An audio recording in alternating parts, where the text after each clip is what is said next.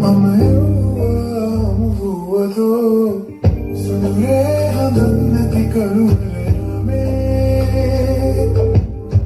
Hello guys, welcome back to my channel. ඉතින් අද මම ඔයාලට එක්ක share කරගන්න යන්නේ මගේ දහම් පාසලට ගෙනියපු වෙසක් කූඩුව හදන vlog එකකුයි day vlog එකකුයි. ඉතින් මේ vlog එක හොඳයි නම් මගේ channel එක subscribe කරලා මගේ YouTube family එකට එකතු වෙන්න අමතක කරන්නත් එපා.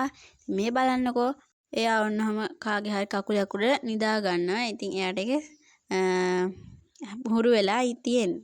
බලන්නකො ඉතින් අපේ අම්මා අත ගාලා දින ලස්සන.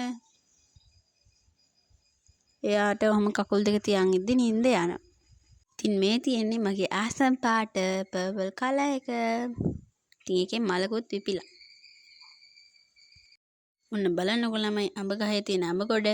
ඉතින් මම දැන් මේකින් අඹයක් කඩාගෙන අච්චාරුවක් හදන්න යන්නේ. ඊට කලින් ඔයාලා මෙන්න මේ මලේ නම දන්නවනම් කමෙන්ට් එකක් දාගෙන යන්න අමතක කරන්න එපා. අපේ ගෙදර වැටායින තමයි මේ මල පිපිලා තිබ්බේ. හරිම ලස්සනයි. ඔන්න ඉතින් මම අඹාචාරුවකුත් හදාගත්තා. දැන් ඉතින් මේකට වැඩේ දෙන්නයි තියෙන්නේ. ඔයාලා ගෙදරත් තම තියෙනවා නම් හදලා බලන්න අමතක කරන්න එපා. ඉතින් මට ජාමු කෙඩි දෙකකුත් හමු වුණා. ඉතින් මම ඒකත් අර කපලා අඹාචාරුවට දාලා කෑවා. ඉතින් අපි යම් දැන් මගේ දහම් පාසලේ වෙසක් කූඩුව හදන වැඩේ පටන් ගන්න. ඉතින් අපේ දහම් පාසලේ අපි තමයි ඉන්න ඉහළ පන්ති. ඒ හින්දා අපිට දුන්නේ බෞද්ධ කොඩිය පාඩයෙන් හදන්න. ඉතින් එන අපි බලමු දැන් වෙසක් කූඩුව හදන්නේ කොහොමද කියලා. මම try එකක් දීලා ඉතින් කූඩුව කොහොම හරි හදාගත්තා. ඉතින් මම මේ කූඩුව තනියම නෙමෙයි හදන්නේ අම්මත් එක්ක. මට ඉතින් තනියම වැඩක් කරගන්න බෑනේ. ඒ හින්දා. ඉතින් පාපටෙකුත් හදාගත්තා. දැන් ඉතින් වැඩේ පටන් ගන්නයි තියෙන්නේ. පාප්ප ගානවා කොළ අලනවා පාප්ප ගානවා කොළ අලනවා කපනවයි.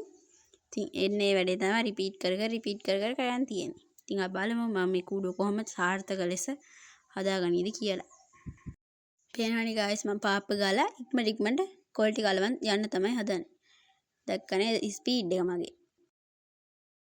ඉතින් මේ ගෙදරට හදන වෙසක් කූඩුව නෙවෙයි මේක අපේ දහම් පාසලට හදන වෙසක් කූඩුව. ඉතින් ඒකත් ලස්සනයිද කියලා කමෙන්ට් එකක් දාගෙන යන්න. ඉතින් දහම් භාගෙට වැඩ. ඉතින් තව සුළු මොහොතකින් සාර්ථක ලෙස කූඩුව අලවගෙන ඉවර වෙන්නයි යන්නේ. ඉතින් ඔක්කොම ගත්තේ නෑ මොකද මේ vlog එක දිග වැඩි වෙන හින්දා. හරි ඉතින් මෙන්න මෙහෙම කූඩුව හදලා ඉවරයි. දැන් තියෙන්නේ දාන්න තියෙන ඔක්කොම ඩෙකොරේෂන් ටික දාන්න. ඉතින් අපි බලමු කොහොමද මම මේ කූඩුව සරසන්නේ කියලා. බෞද්ධ කොඩිය පාට ඉන්නේ හදාගෙන ඉන්නේ. මේ තියෙන්නේ රැලි කපන බෞද්ධ කොඩිය. ඉතින් මේවා අටපට්ටේ මේ හතර පැත්තේ අලවන්න මෙන්න මේ විදිහට. මට හිතෙනවා එහෙම ඇලවුවොත් ලස්සනට තියෙයි කියලා. ඉතින් මේ වැඩේ කරන්න මට අපේ අම්මා තමයි විශේෂයෙන්. අම්මයි සීයයි මමයි තමයි මේ කූඩුව හැදුවේ. හරි ඉතින් කූඩුවේ වැඩ ටික අවසానයි. දැන් තියෙන්නේ කූඩුව ලස්සන කරන්න රෙඩි දාන්න. මෙන්න මේ විදිහට බෞද්ධ කොඩිය පාටින් තමයි ඒ රෙඩි ටිකක් දාන්නේ. ඉතින් අපි බලමු අවසානයේ කොහොම වෙයිද කියලා. මෙන්න මේ විදිහට තමයි මගේ ලස්සන දහම් පාසලට ගෙනියන්න කූඩුව තිබ්බේ. මේ කූඩුව ලස්සනද කියලා කමෙන්ට් එකකුත් දාන්න අමතක කරන්න එපා. එහෙනම් ළමයි අදට vlog ඉවරයි. එහෙනම් අදට ගිහින් එන්නම්. ඔයාලා සතුටින් පරිස්සමෙන් ඉන්න.